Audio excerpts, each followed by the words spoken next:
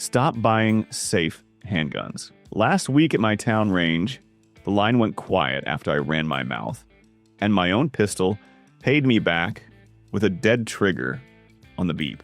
Not a cute little hiccup, the kind where you feel everybody watching your hands while you burn seconds and try not to look like a clown. After that, I kept noticing the same pattern. Guys would switch, talk big, post the new thing. Then, a month later, they quietly went right back to the same few pistols, like nothing else stuck. These are the handguns you can't ignore in 2026, because they keep showing up when people stop trusting everything else. Mixed ammo, dirty mags, rushed draws, bad grips, hot days when sweat gets under the holster. If it didn't stay boring under that, it didn't make this list. And yeah, one of these makes me eat my words in front of someone I respect. I still don't like that it wins.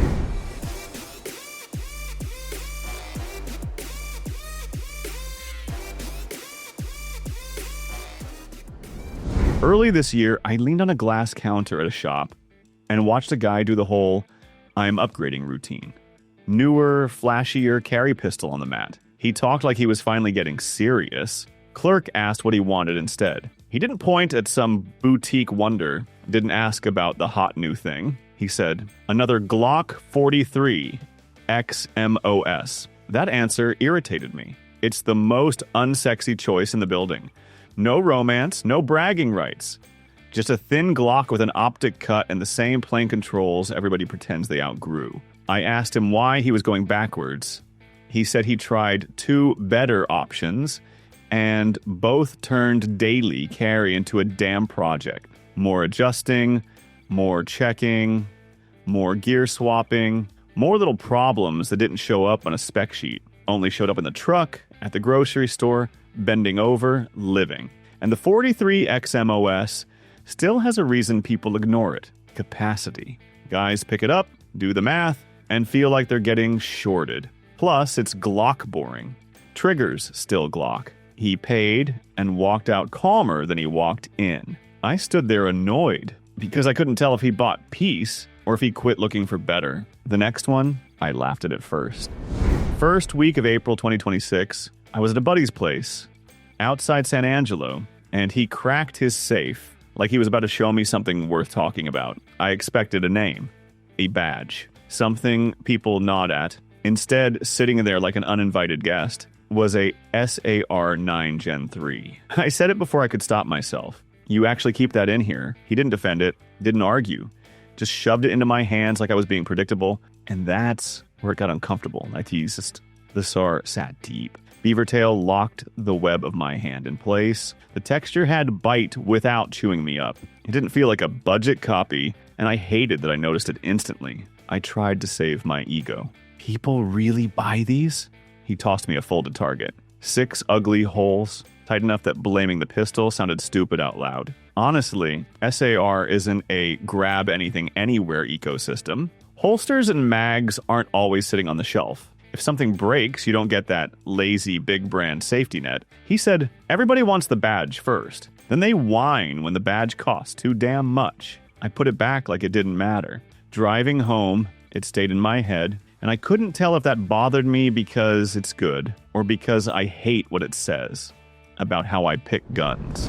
I used to think the Sig P226 Legion was one of those guns people bought after they already made up their mind. Not because it was bad, because the guys who talk about it sound like they're defending a family name. Early February 2026, indoor range outside Fort Worth. Concrete walls, bad lighting, burnt powder hanging in the air.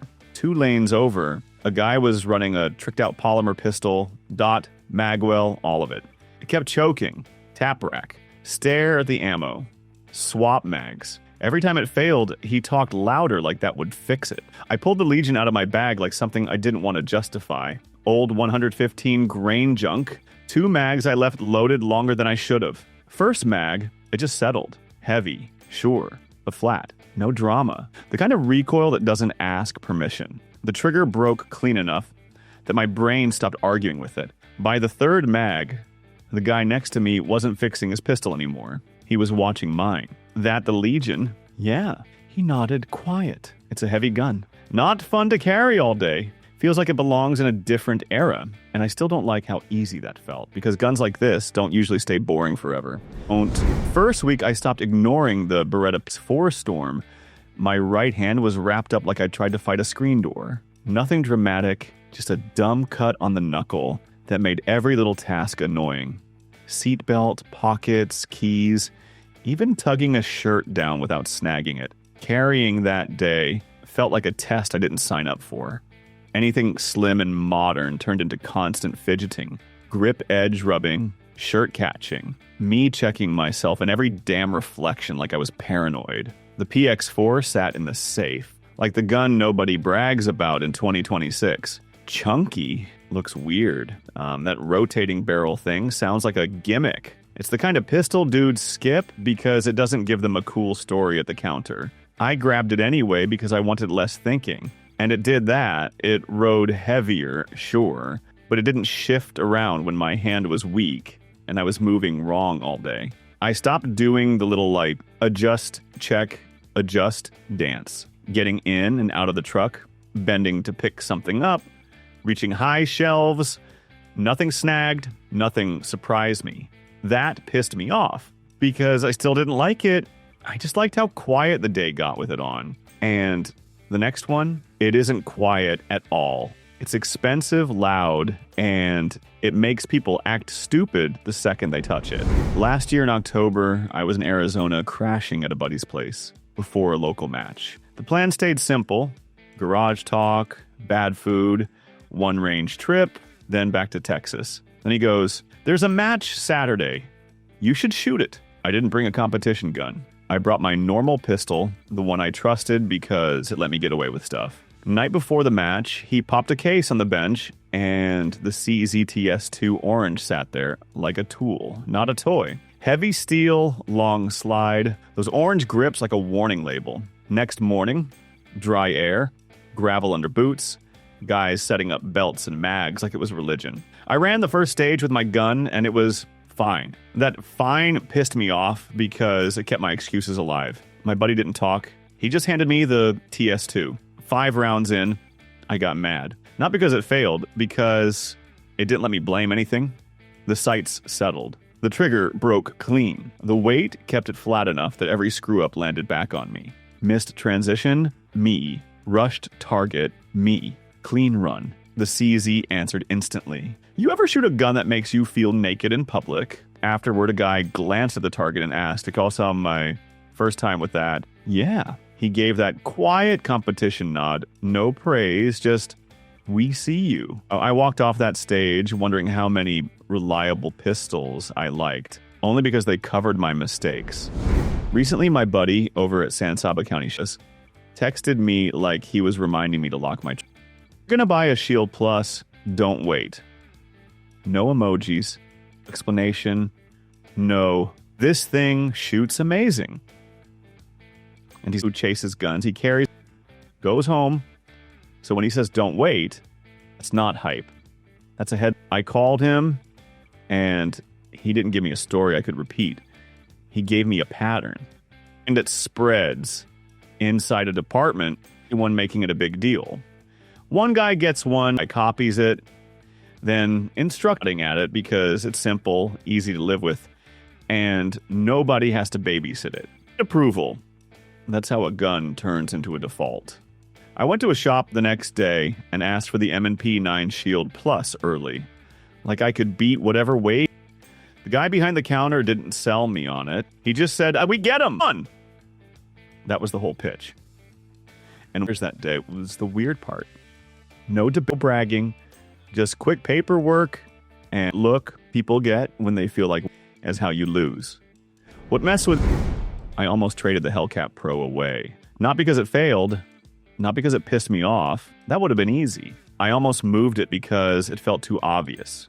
Too modern carry checklist, slim, decent capacity, optics ready, price that doesn't make you feel like an idiot. Everything people claim they want, right? Until the next shiny thing shows up and they get bored. So I benched it and carried other stuff for a few days. One pistol felt nicer in the hand, but carried like a chore. Another disappeared better, but made me feel like I gave up too much the second I walked out the door. Another looked cooler, more personality, then turned into something I had to negotiate with all day. Shirt, belt, car seat, constant little adjustments. My brain stayed on the gun. That's when the Hellcat Pro started getting under my skin. It didn't win with charm. It won by not making me bargain with it. It let me leave the house without that quiet second guessing that starts right after a public screw-up. The same feeling from the line when a gun makes you look stupid. And here's the part I don't love saying out loud. The answer feels too clean, like I'm missing something. Like the first time it lies to me is still out there waiting. I kept it anyway. That's why it earned number 1. Not because it's best, because when I chase interesting, I start making dumb trades. And I still don't fully trust how much sense this thing keeps making. That's the test. When the clock hits, when your belt bites, when the mag hits dirt, what stays boring and does the job? Every one of these earned it. Not with hype, not with specs, with real pressure and zero forgiveness. And if you're mad at the order, good. Argue from reps, not memes. So tell me straight, which one doesn't belong and which one saved you when it counted? Drop one failure story you don't brag about and one pistol that never seems to quit. I'm Steve. Trust still feels like a trap, and I keep stepping near it anyway.